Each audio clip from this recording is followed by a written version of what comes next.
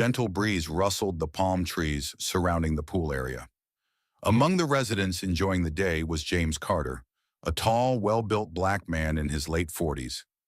Dressed in swim trunks and a relaxed t-shirt, he had just stepped out of the water and was drying himself with a towel when he noticed an unfamiliar woman staring at him. Her arms were crossed tightly, her lips pursed in disapproval. Her name was Karen Whitmore, a new resident in the community who prided herself on keeping things in order. She had moved in just weeks ago and had already made a reputation for being nosy and entitled. Karen approached James with a forced smile, adjusting her oversized sunglasses as she spoke in a condescending tone. "Excuse me, sir, are you a guest here?" she asked. James, caught slightly off guard, turned toward her.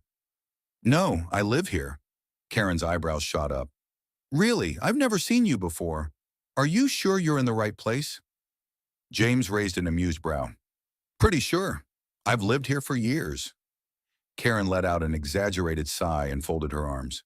"Well, this is a private community, and the pool is only for residents and their guests. If you don't have a visitor's pass, I'm going to have to ask you to leave." A few nearby residents started to notice the conversation. Some whispered among themselves, sensing trouble. James remained calm. "I already told you, I live here. I don't need a visitor's pass."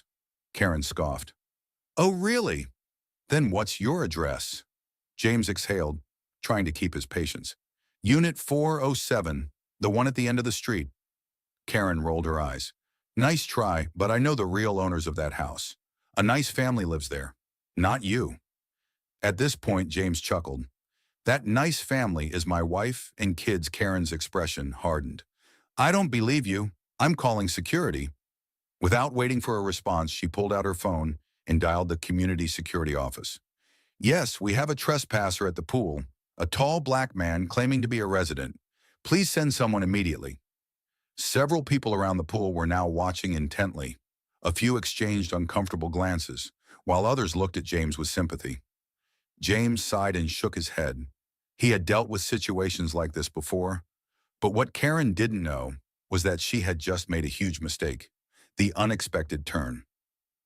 Within minutes, a security officer arrived. Recognizing James immediately, he froze in place. "Oh, Chief Carter?" the officer stammered. Karen frowned. "Chief? What are you talking about?"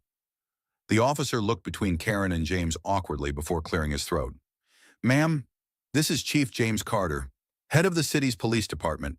And yes, he lives here." Karen's face drained of color.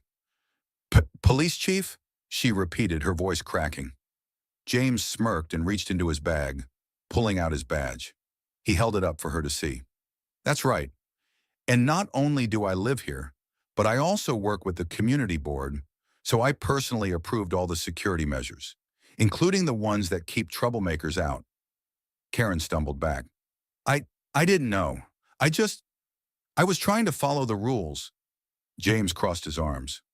"By racially profiling a resident?" Karen opened her mouth, but no words came out. She looked around, realizing that most of the onlookers were shaking their heads in disapproval. The security officer cleared his throat. "Chief Carter, do you want me to escort her off the premises?" James thought for a moment, then shook his head. "Number, let her stay. But I'd suggest she learns who her neighbors are before she embarrasses herself again." Karen, thoroughly humiliated, muttered an apology before grabbing her bag and retreating to the farthest lounge chair. James, unfazed, tossed his towel over his shoulder and walked back toward the pool, greeted by smiles and approving nods from his neighbors.